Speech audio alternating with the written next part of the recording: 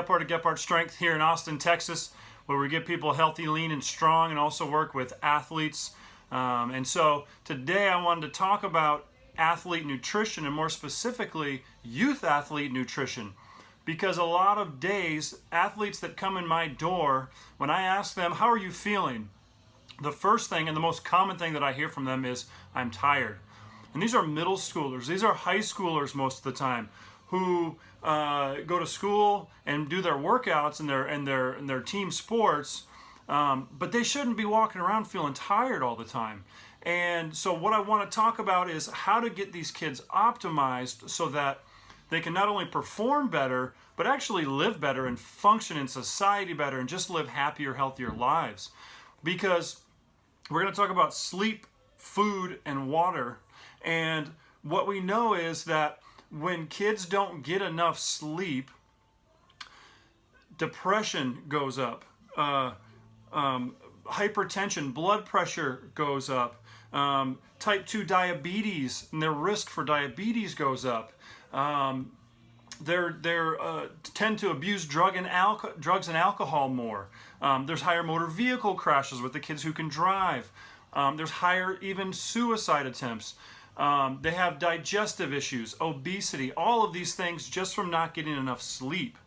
And so when you add on to the fact that they are now trying to perform at a high level in a team sport or an individual sport, sleep becomes so critical. Again, not just for their health and not just for their sport, but for their academic progress, for their overall health and well-being. So let's dive into it really quick. I'm going to attach a link below, but I read a study recently that 27%, so over 1 in 4 middle school and high school kids do not get enough sleep.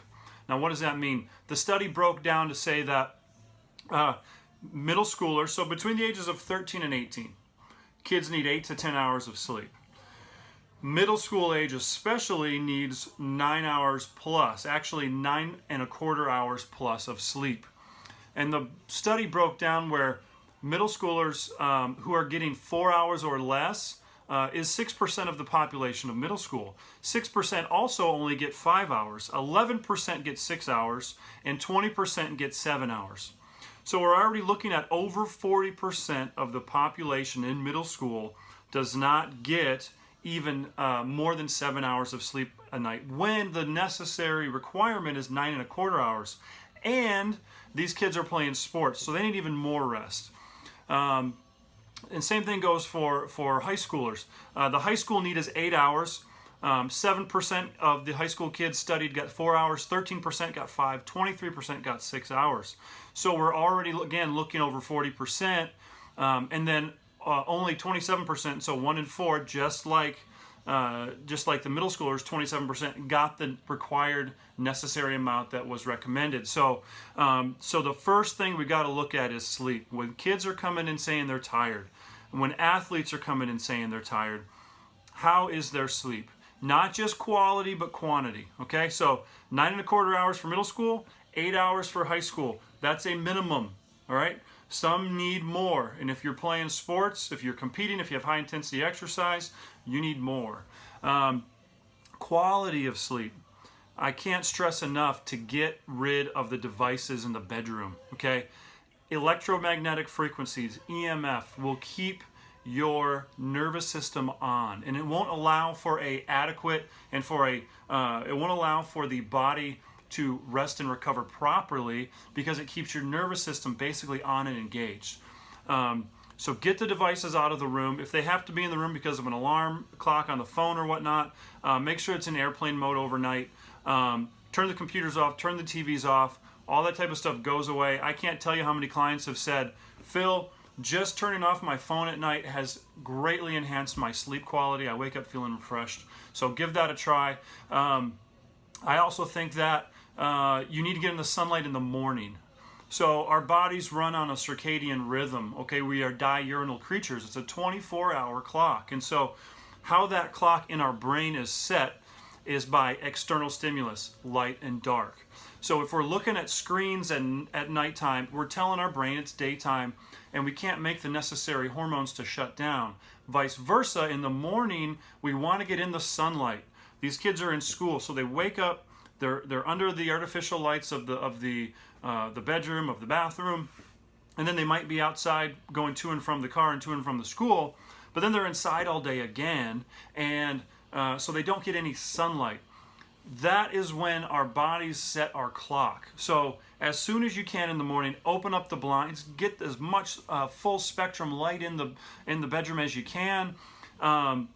Get outside as much as you can in the morning and during the school hours. Maybe lunchtime you can sneak away outside and eat your lunch outside, or the kids can.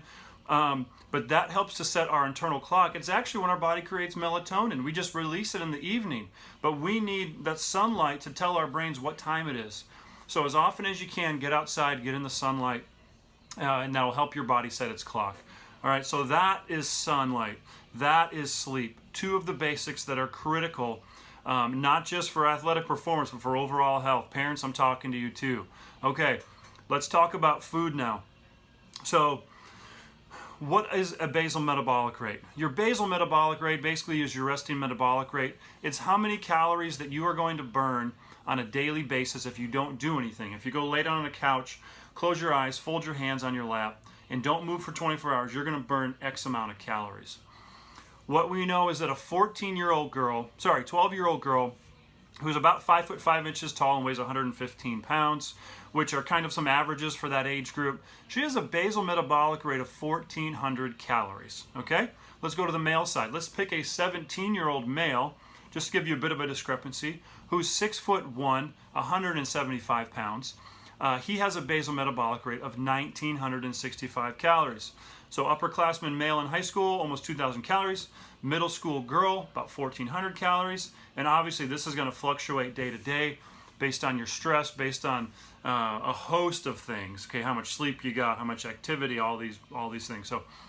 So anyway, we know also that we burn as humans about 20% more calories above our basal metabolic rate. So that 12-year-old girl, her 1,400 calories a day now turns into 1,680 calories. And that's not exercise. That's just, hey, I'm walking to and from the bathroom, I'm walking to and from the car, I'm eating food which requires energy, which burns calories. So that girl's now burning about 1,680 calories a day. That same girl is also going to burn about 425 calories in an hour of playing basketball, okay? Or a comparative sport where you're running up and down, maybe field hockey, sport like that. And that's just 1 hour. So now we're talking about 2,100 calories, okay? Same thing can be said for that 17-year-old male. He is now over 2,100 calories with just his basal metabolic rate, going from over 2,300 calories, and then you add 1 hour for him because he's a bigger body, he has more muscle, he has a bigger motor, he's going to burn over 700 calories in an hour. So now we're looking at over 3,000 calories that this young person needs just to stay neutral, to stay par, to maintain homeostasis, it's called. So let's break down what those calories look like. Let's go back to the middle schooler because I think it's a little more profound. So you got 2,100 calories, give or take, all right, that she's going to need. 2,100 calories, if we break it down into a very common 30%, 30%, 40% macronutrient breakdown. So what I mean by that is 30% of her calories are going to come from protein, 30% of her calories are going to come from fats, and 40%, because she's an athlete, is going to come from carbohydrates. That turns out to, and turns into, in terms of numbers, 210 grams of carbohydrates, 157 grams of protein, and 70 grams of fat. All right? If you divide that by 4, you're looking at 52 grams of carbs. Okay? I'm dividing by 4 because I'm hoping that this athlete is eating 3 or 4 times a day. So we're going to divide it by 4. So 52 grams of carbs, 39 grams of protein, and 18 grams of fat per meal times 4 times, and that's going to equal 2,100 calories. Again, pretty much on paper what this athlete, what this young person needs on a daily basis. So let's get even more practical. What does that look like? Not just numbers, but what does that look like if I'm looking at my plate? If you're looking at a plate, those numbers, 52 carbs, 39 protein, 18 fat, is 1 whole chicken breast, 2 medium sweet potatoes or baked potatoes. Sorry, 2 medium baked potatoes or 1 sweet potatoes, or 1 cup of cooked rice, and 1.5 tablespoons of extra virgin olive oil or half a cup of almonds. That's 1 meal. Now, can you see a 12-year-old eating that? Probably not. Can you see her eating that all in one sitting 4 times a day? Again, probably not. So we're going to talk about how do we get to that point? How do we get to fueling this person? Because I did an unscientific study with some of my middle school girls last week that came in to train from a local basketball club. The one girl had a cold cereal for breakfast, okay? A pretty common generic cold cereal like a Corn Flakes or a Corn Pops or a Frosted Flakes. She had 2 cookies at lunch at school. That was it for lunch. And then we were training at 5:30 p.m. and she hadn't had anything other than those 2 meals before she saw me. Do you think that that girl can have a good workout in the gym? And let's take it a step further and get even deeper. Do you think that that girl's immune system is running optimally? Do you think that that girl's cardiovascular system is running optimally? Do you think her nervous system and brain can actually function optimally with 1 bowl of cold cereal in the morning and 2 cookies at breakfast? Okay, this girl is severely undernourished, all right, and she's overworked. She's not getting enough of the nutrition that she needs to fuel her body. Another girl had a little bit more food. She said that they stopped at Starbucks on the way to school and she got a caramel frappuccino and she got a breakfast sandwich. So she's getting some calories, okay?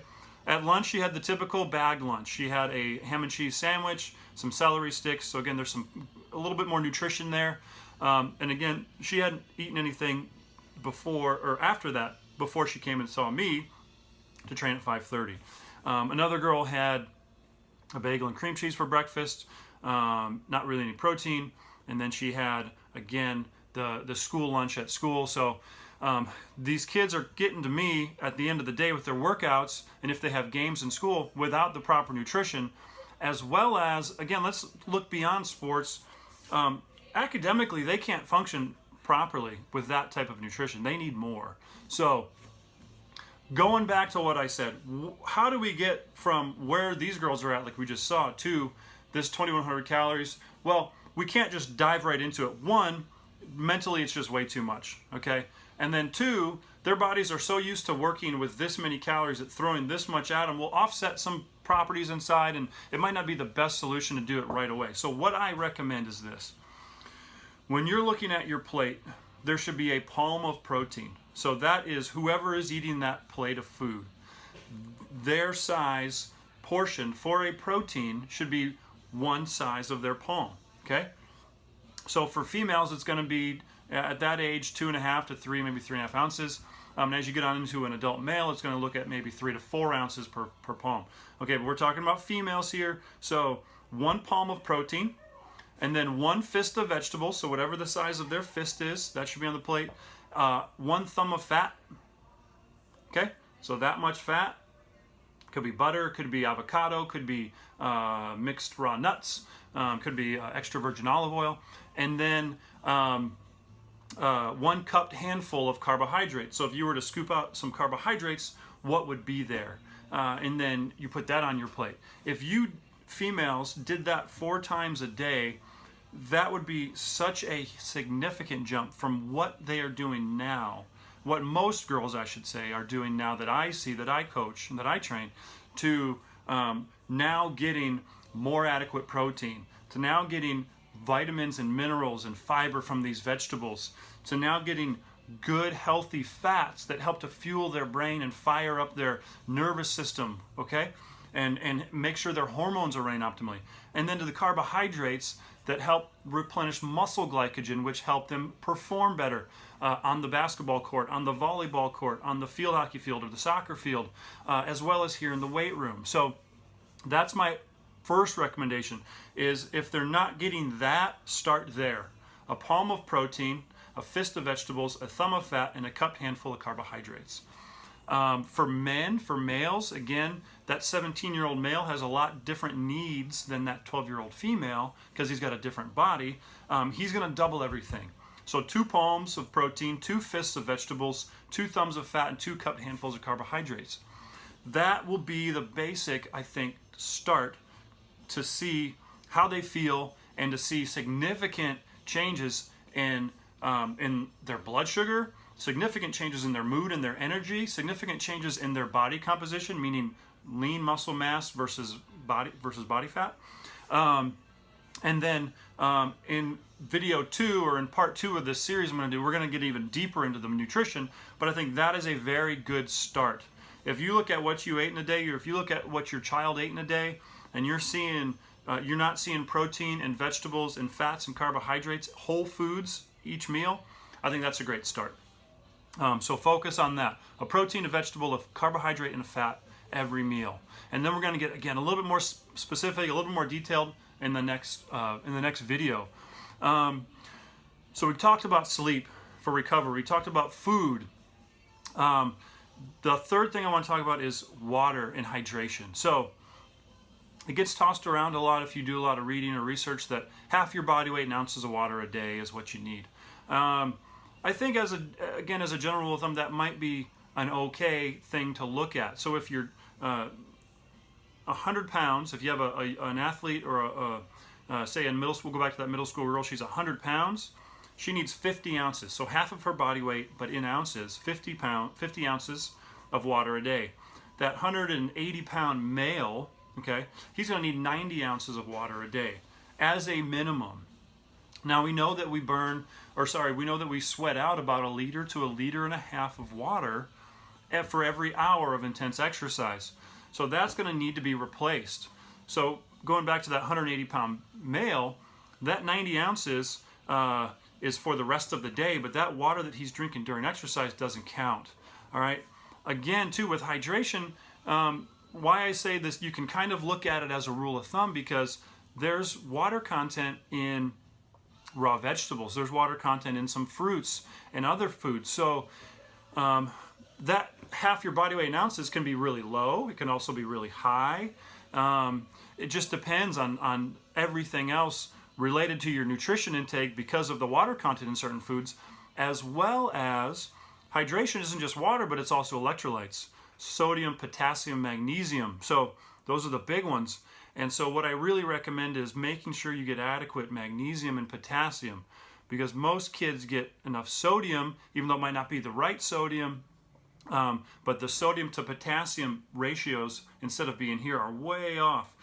So look to more potassium and potassium-rich foods like dried apricots and bananas, and then magnesium, because that is the #1 mineral deficiency in our modernized world. And magnesium is critical for athletes, and it's critical for recovery, especially our muscle recovery. It's also very, very good for a host of things in our body. Magnesium is necessary for over 300 biochemical reactions.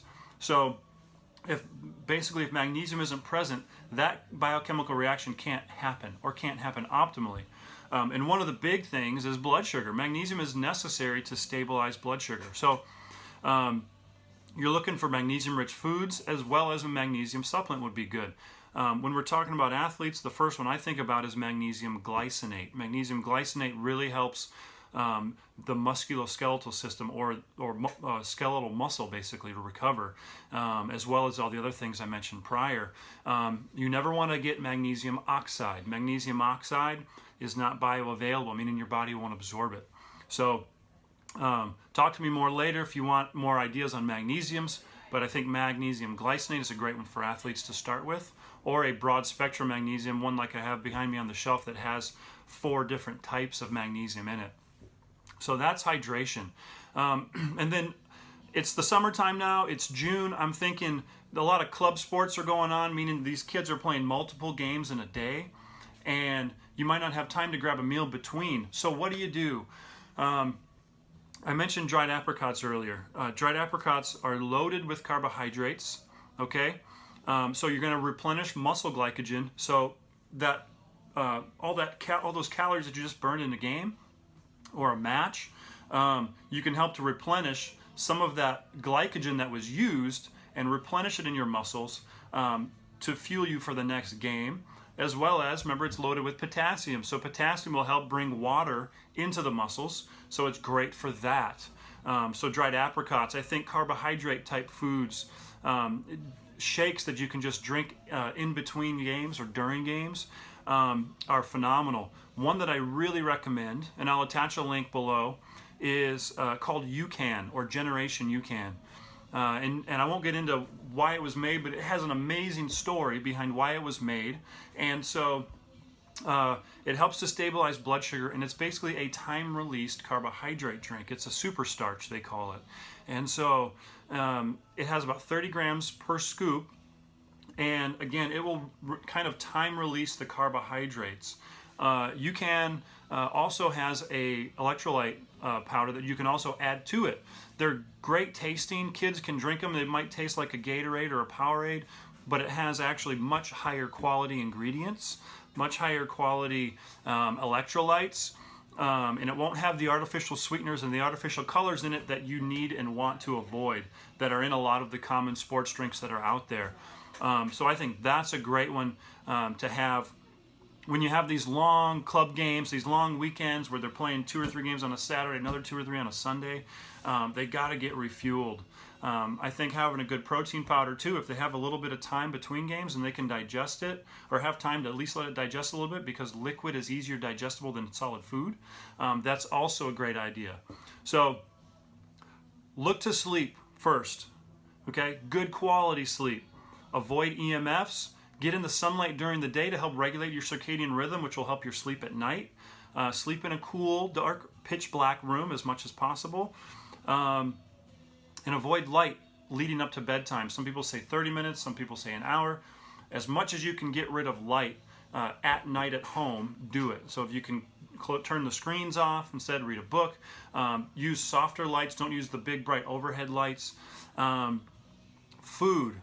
We're going to get closer and get more in depth the next series, but I want you to get closer this time and look at what the kids are eating 3 or 4 times throughout the day, and make sure there's a protein, a vegetable, a carbohydrate, and a fat. Because right now the kids that I see are not eating enough. They're not getting enough nutrients, they're not getting enough calories, they're not getting hardly any vitamins and minerals in their food. And so those things I think are great to start with. Just look at your plate. Protein, vegetable, fat, and carbohydrates, using your palms, using your cupped handfuls, using your fists and your thumbs as the portions. And I'll attach a link to that below as well. And then water, about half your body weight in ounces of water a day, not counting the water that you consume during activity, because we're replenishing a liter to a liter and a half of liquid per hour that we work out, so we need to drink that. As well as make sure your electrolytes are up for your hydration too. And then magnesium and potassium are huge beneficial minerals that we are deficient in, that we need. So that's it for now. Again, I'll do a part 2 in this series. We'll get even more in depth. We'll get more specific on how we can help fuel and optimize our kids in school, but as well as their athletic performance. And not just that, but just help them feel overall happier and healthier. Until next time, see ya.